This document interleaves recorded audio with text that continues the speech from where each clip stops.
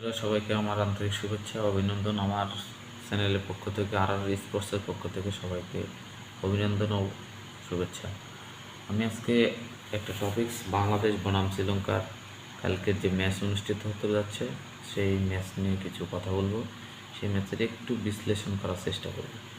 সেই ম্যাচটা যদি হচ্ছে ডু অর ডাই ম্যাচ, হাড্ডাহাড্ডি লড়াই একটা সিরিজ, সে সিরিজকে সামনে রেখে আমার মনে আমার আমার ব্যক্তিগত যে ওপিনিয়ন কিংবা আমার যে চিন্তাধারা এবং বিশ্লেষণ, আমি একটা একাদশ নির্বাচন করতে যাচ্ছি। সেই একাদশটা কেমন হয় এখন দেখার বিষয়। তানজিদ তামিম ওপেনিং, পার্টনার হলো নাইম শেখ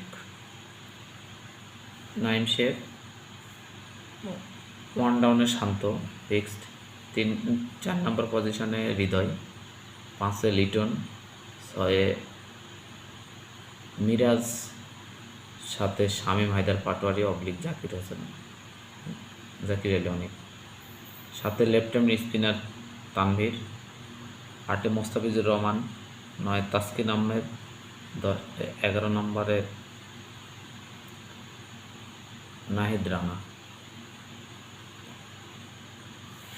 এখানে একটু আমি জাকির আলী অনেক আর হলো শামীম পাটোয়ারি, দুইজনের মধ্যে একজনকে চয়েস করতে হবে। এইখানে মূলত ডিফেক্টটা এই অপশানের দুটোর মধ্যে একটা নেওয়ার আমি যেটা প্রেফারেবল করছি শামীম হায়দার পাটোয়ারিকে। কারণ হলো শ্রীলঙ্কার দেখলাম মোটামুটি অলরাউন্ডার বেশি, বাংলাদেশের 5টা জেনুইন বলার এখানে আছে। বলার মিরাজ, তানভীর, মোস্তাফিজুর রহমান, তাসকিন আহমেদ, নাহিদ রানা। তো এইখানটায় দেখলে বোঝা যায় যে আমাদের 5th অপশানের বাইরে 6th অপশান নাই।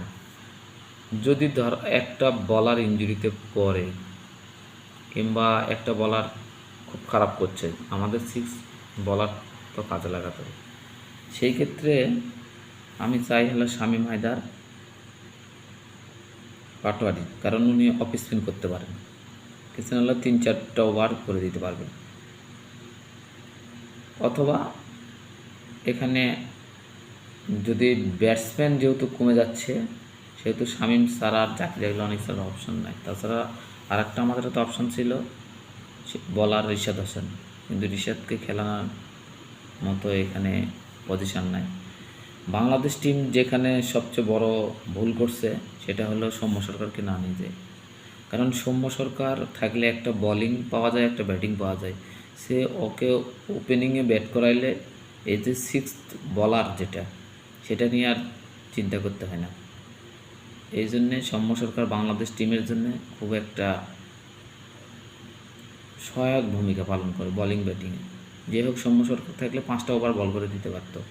আবার ব্যাটিং ওপেনিং যেহেতু ফর্মে ছিল, আমার মনে হয় পারভেজ ইমনকে যেহেতু টি20 খেলানো হচ্ছে, পারভেজ ইমনকে না নিয়ে গিয়ে সৌম্য সরকারকে নিয়ে যাওয়া উচিত ছিল। কারণ পারভেজ ইমন টি20টা কিছুদিন খেলুক, আরও কিছুদিন খেলার পর তাকে যদি একটু সময় দেওয়া যেত তাহলে আজকে ভালো করতো।